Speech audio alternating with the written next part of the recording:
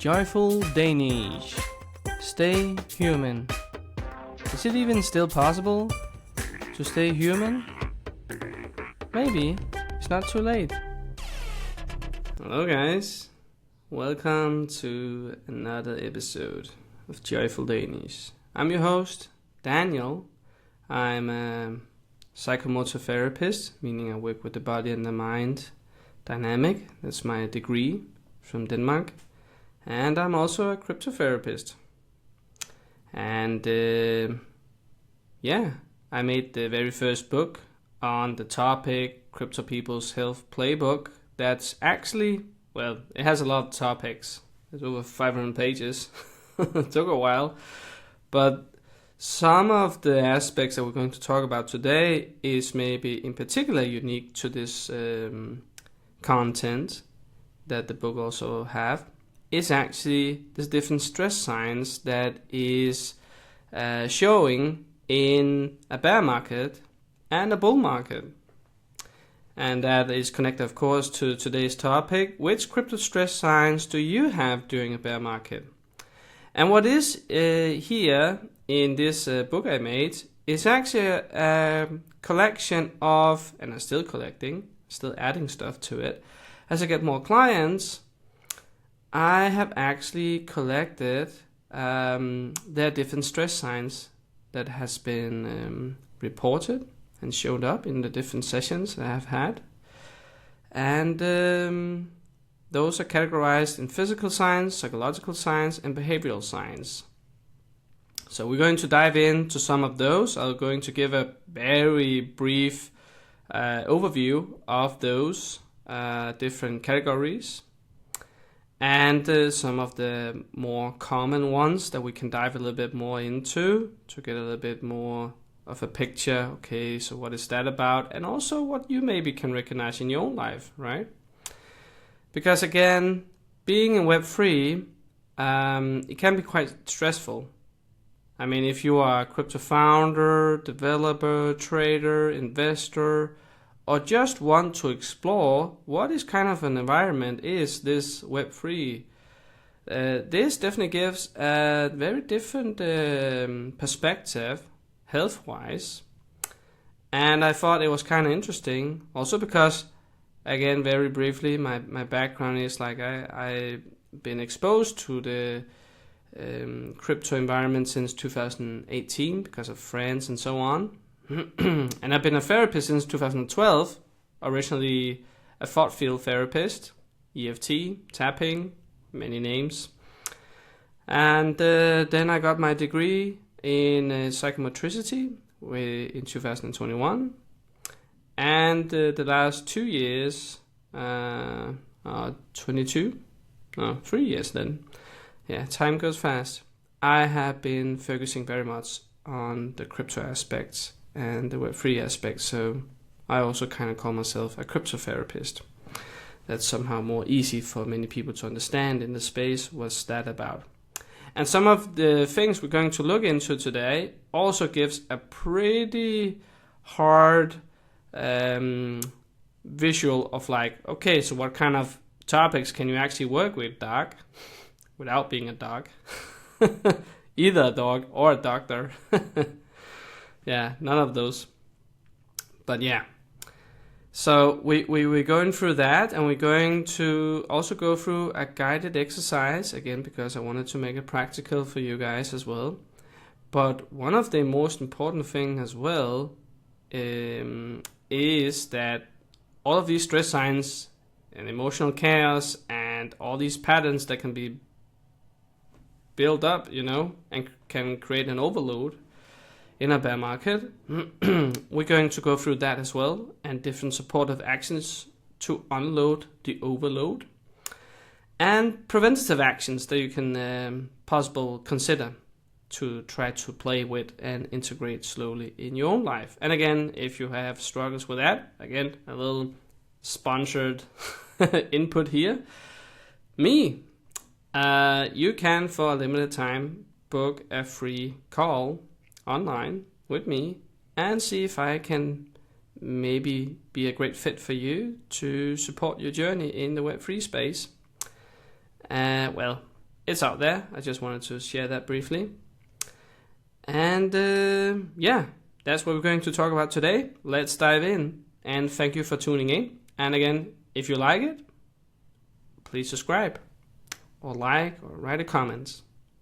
I always enjoy the interactions. And again, this is still a very new podcast, but I thought, okay, if I had to make a podcast, it had to be about a topic where I felt like this is not really covered by anybody else, and it does seem like that it could benefit if someone did. So that was the brief introduction here. Let's dive into like what kind of stress signs are there. All right, because bear markets can be brutal, you know. Whether you're an OG or new to the game, watching your portfolio shrink day after day messes with more than your just bank account. It impacts your body, mind, behavior, and relationships. And according to the Crypto People Health's Playbook by, surprise, Lemur, JoyfulDanish, bear market test your patient, indeed, your mental clarity and your emotional resilience. So some of the stress signs, before I actually give you, and I'm going to show that either here or here, the overview, but we're also going to go through it again just briefly. But just for an example, so you can have a connection of the physical and psychological and behavioral aspect. On the physical aspect, it can be, for example, sleep disturbance, fatigue, muscle tension, headaches, and even chest pains. Psychologically, it can actually be anxiety about losses, obsessive thinking, fear of missing out, FOMO, mood swings, and rage trading. Behavioral, overtrading, compulsory checking prices, skipping meals, neglecting responsibilities, and emotional isolations. Yeah, you can kind of get the picture, right? Because if we take one made-up example, Sarah, 34-year-old DeFi enthusiast, lost 75% of her holding in 2023, and she said, I felt like I was walking through fog. I stopped exercising, wasn't sleeping, and didn't talk to my friends for weeks. My life became my portfolio dashboard.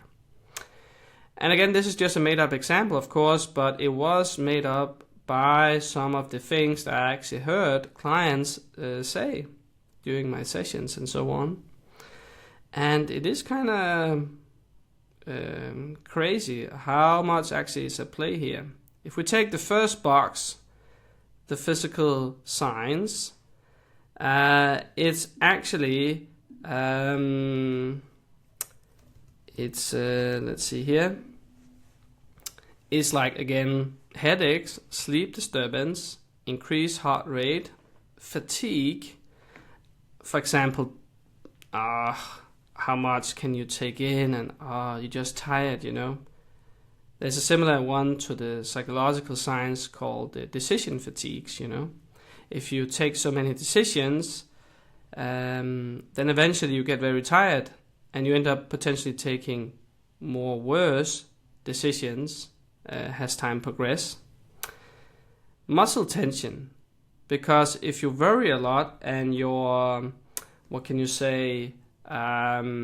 all your thoughts and rambling in your minds will potentially slowly get stored in your muscles down in your body. And that can then create discomfort, of course. Digestive issues, because they get so tense and this urge of wanting to control everything and get more irritated and so on. This can also create stomach problems and toilet problems.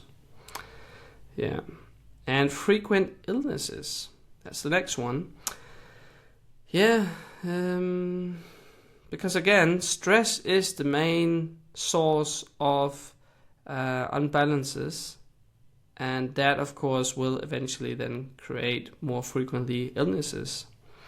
So stressing your nervous system is really not that supportive for your overall health. The next one, chest pains, eye strains, again because of bad sleep habits and unregular sleeping cycles and so on. Increased blood pressure, and what I call hunting mode or hunt mode. Keep being in hard and fight mode.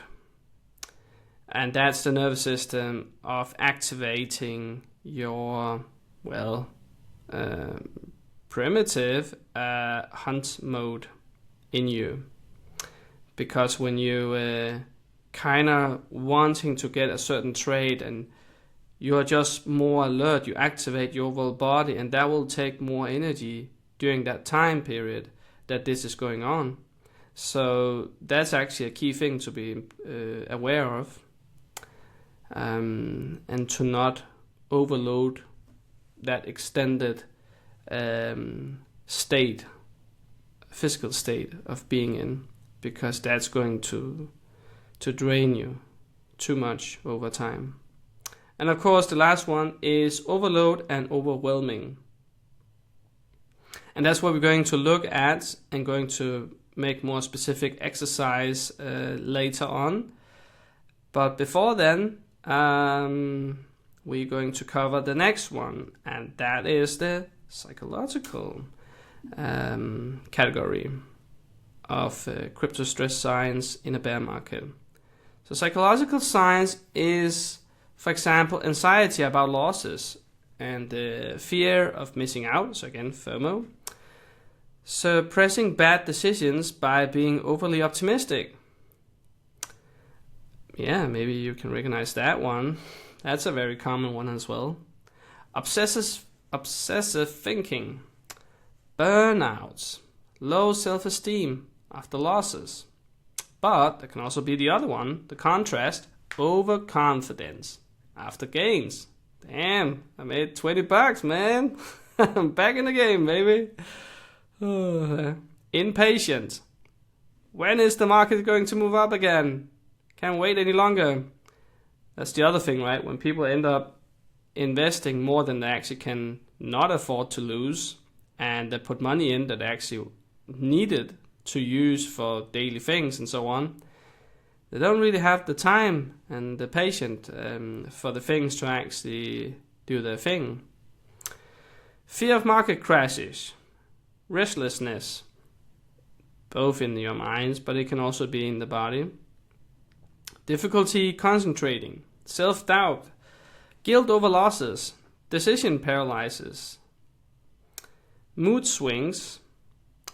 It can be, for example, greed, envy, sadness, fear, anger, loneliness, rage trading, negative rumination, over-analyzing market trends, suddenly drained but don't know why. That's back to what we covered briefly in the physical signs about this hunting mode, because that's the thing. A lot of these signs are actually invisible. How should you know? And again, most of the people that I interact with and talk about these things, they're on their own. They don't talk about these things with anyone, and often they don't even know how many things are actually at play here. That's why, again, I thought that this was actually kind of essential to pay attention to. Not know what caused X error. For example, you try to do something with your wallet or something, or a transaction or something, and then there's a technical thing that maybe suddenly now didn't make this thing succeed. And that can be kind of stressing as well. In particular, if that transaction or whatever that action was actually time pressured, that needed to be done within a certain amount of time. And if that was not possible, that can be quite very frustrating. And fearful. because if you don't find the cause of the error, then that can become a stress factor as well, because then it can happen again, and that's something that you don't have control over. And that's really a key thing you need to here, because like that Spider-Man quote, with great power comes great responsibility. And that is definitely also the case with a lot of the stuff that you can do in crypto. You can do a lot of things, but the risk is equal that higher as well. So you really need to be careful and actually take responsibility for your health, for your actions, and for your self-custody and your security, and all around. There's so many things. Anyway, fear of innovation, overwhelmed by data, fear of regulations from the states and the government and so on, overanalyzing market trends, financial stress, putting your life on hold. Many people end up pausing their life and not enjoying their life, which actually is going to be the next episode's topic. Little teaser there. And the last one is, when will the stress end? Again, putting your life on hold, or just maintaining this stress factor in your life because you're hoping that this investment are eventually going to make you free. But what if it doesn't? And how long would it take? You're putting yourself under such a big stress factor without actually maybe tuning in with yourself. How long I am willing to give myself to stay in this before it maybe is enough, Alright, but that's again, as you maybe can clearly see and hear, that a lot of these topics, we can easily dive more into those if you guys want to. And which one you maybe are more interested than others. But let's cover the last one. And the last one is actually the behavioral signs. Maybe to some extent those signs who are a little bit more visible if you are self-reflecting and self-observing of your behavior and your actions. Alright, those are overtrading, compulsively checking of prices, neglecting responsibilities, impulsive trades, isolation, increasing use of stimulants, caffeine or alcohol or smoking, masturbation and so on. It could be many things. Skipping meals, avoiding risk completely. Like in a sense that you become very over careful and then not doing anything. So it's a little bit related to the decision paralyzing. Micromanaging portfolio, work-life imbalance. You never really take off because in the crypto market it's always on, it's always live. But your body is simply not made for that.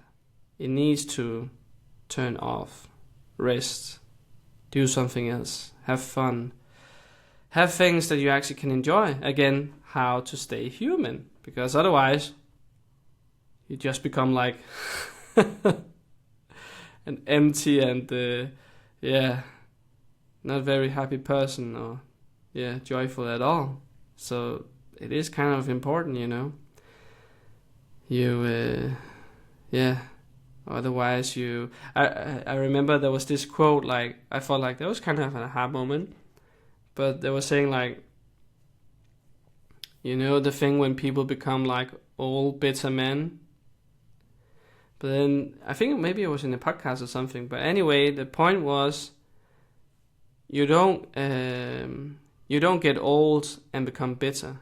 You become bitter and then you get old.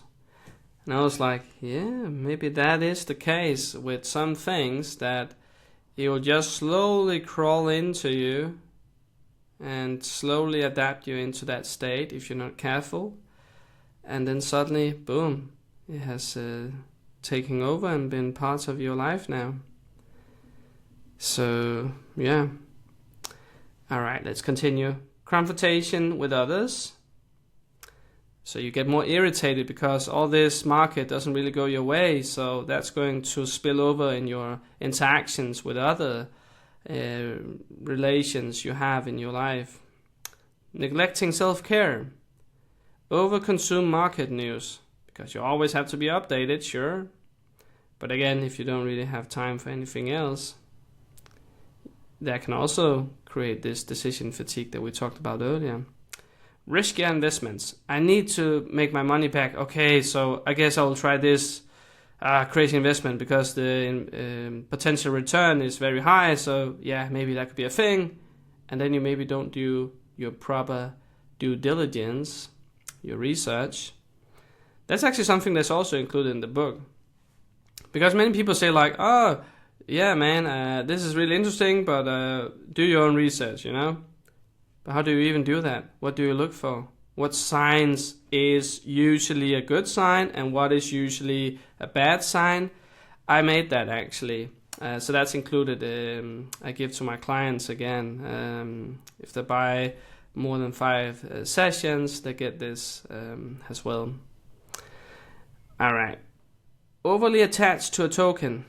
Yeah, I mean, sure, I'm down 80-90%, but I just invested too much in this and I just went too much time now, so I cannot really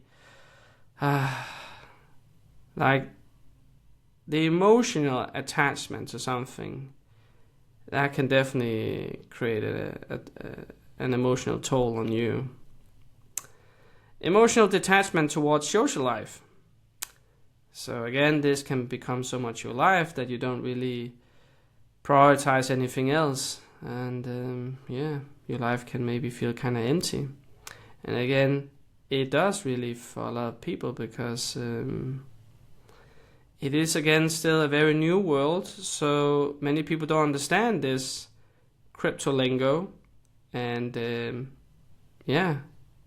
you sort of like become all on your own, and that could be kind of lonely. So that's definitely also a thing. Avoidance of portfolio review. Don't want to look reality in your face and face what you actually are doing.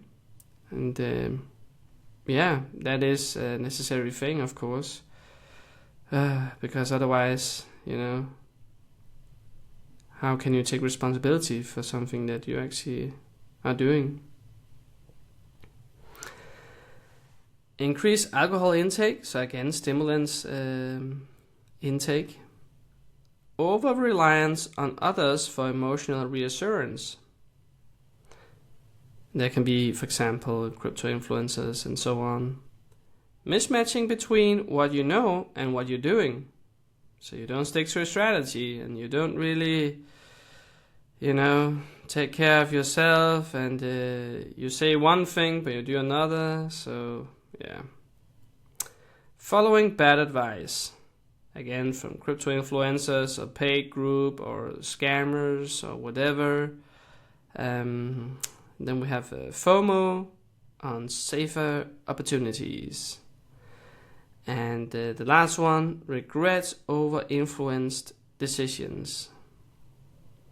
So like, I knew I shouldn't have done that, but then you let yourself talk into something that you maybe discarded your own observations and thoughts and previous experience and so on, but because you still feel maybe very insecure and not really experienced enough in the space, then you totally regard that and then go 100% in on what this guy or lady says. All right, because that's the thing. That was the last sign in the behavioral category. And what's the point of this? I mean, the pain of loss, doubt, and fear during a bear market is something many before you have faced. And while experience is the best teacher, knowing that others have gone through similar struggles can provide reassurance and perspective. You can really feel like an idiot that you keep doing certain errors, or like, now I missed this again, or like, Now I let this, whatever it is, play with me again, emotions or whatever. But bear market test patience and discipline and emotional resilience. Learning from past mistakes and become aware of what actually is at play can be crucial for your future decision making. And this can help you to stay rational, avoid panic selling, and can position yourself in a better situation in the future. And if we then go a little bit further to the guided exercise, because it can be ideal actually to start journal, have a trading journal or a decision journal to what you actually are doing. So every week journal one lesson that you learn from the market or about yourself, about your behavior and so on, and potentially write out the emotional trigger for making this decision or not making the decision. What was the supportive sign? What was the unsupportive sign? So you start to learn your own enemies and your own allies. That is kind of important. And potentially write emotional triggers, mistakes, and what you will tell a friend in your shoes. Alright, and now we come to the overload in a bear market. Because what can then actually be a play here, a contribution factor to overload you more than you actually wanted to? Again, physically, psychologically, and behavioral level here. Physically, it can be sleep disturbance, you know. You sleep bad, and if you sleep really bad, that's going to affect your overall performance the next day, and your mood, and your energy level, and so on. Muscle tension. Again, if you build up too much tension in your body, that's going also to be a disruptive factor. Low physical energy. If you lack of movement and you don't exercise. Sedentary lifestyle. Poor nutrient habits. So you gotta eat, you know, in a good way, in a healthy way. At least just start little by little. If you feel like, that's too overwhelming, maybe just, what can you swap out? Just one thing. Add a banana or apple to your diet or something. Mentally or psychologically. Fear of total loss.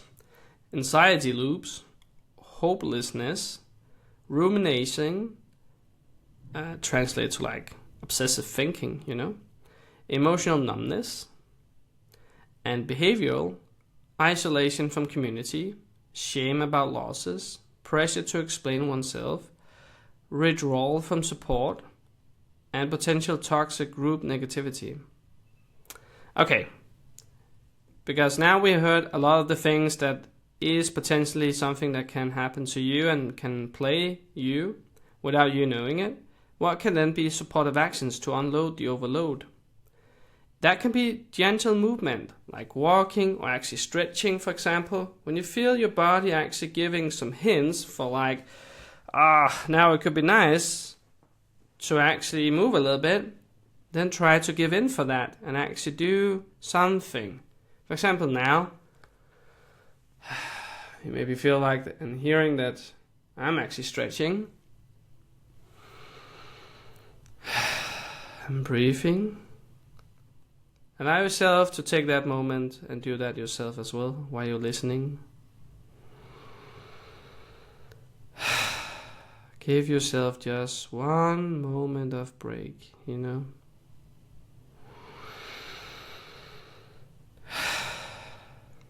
And we're back.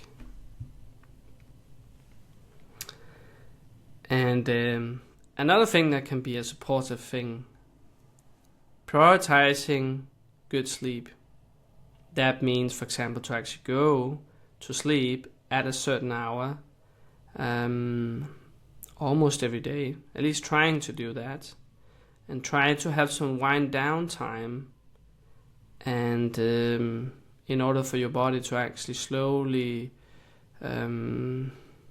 digest and adjust that. Okay, now we're slowly relaxing. Okay. That can also be used with the breathwork exercises that we just did, for example. Focusing on your breathing or focusing on your muscles, activating your different muscle groups, one body part at a time for 5 to 10 seconds, and then you stop the tension, go to the next body group, and then you will slowly relax over all your body. Mindful journaling, that can also be a thing. Reality checking catastrophic thoughts. So that's, for example, cognitive behavioral exercise, where you're actually questioning the thoughts that you're having. And what do we have else? Well, we have setting healthy, informative boundaries. But how can you learn that if you don't sense your own boundaries? So that's where it's actually quite important that you're starting to learn your stress signs, because then you'll be easier for you to sense the signals of this is actually a boundary for you, and then you'll be able to start to practice to verbalize it to your environment and your relationships. Talk to a therapist. Hello. Again, a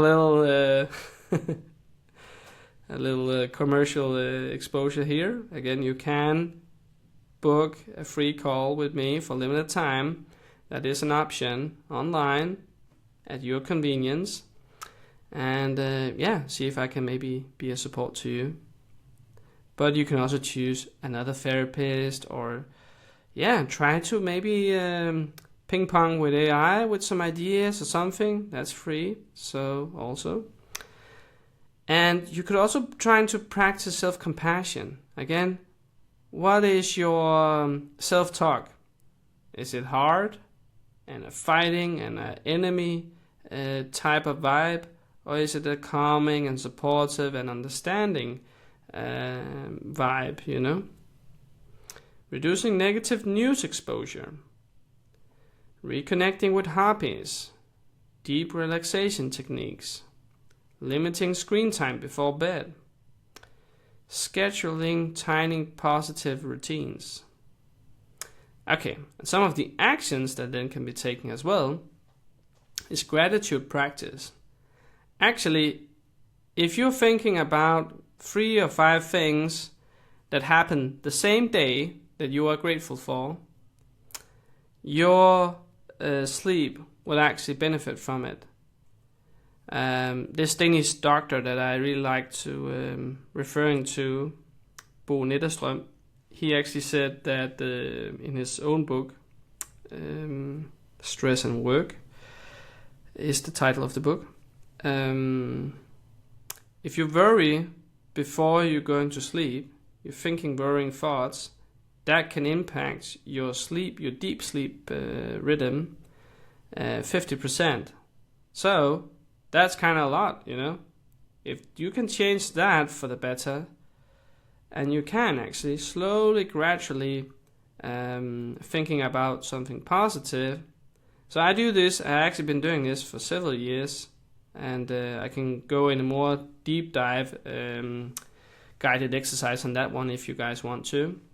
But very briefly, it's simply that I mentally thinking about 3 to 5 things that happen on the same day. It had to be on the same day. You can't be taking something you're grateful for that happened yesterday or last year.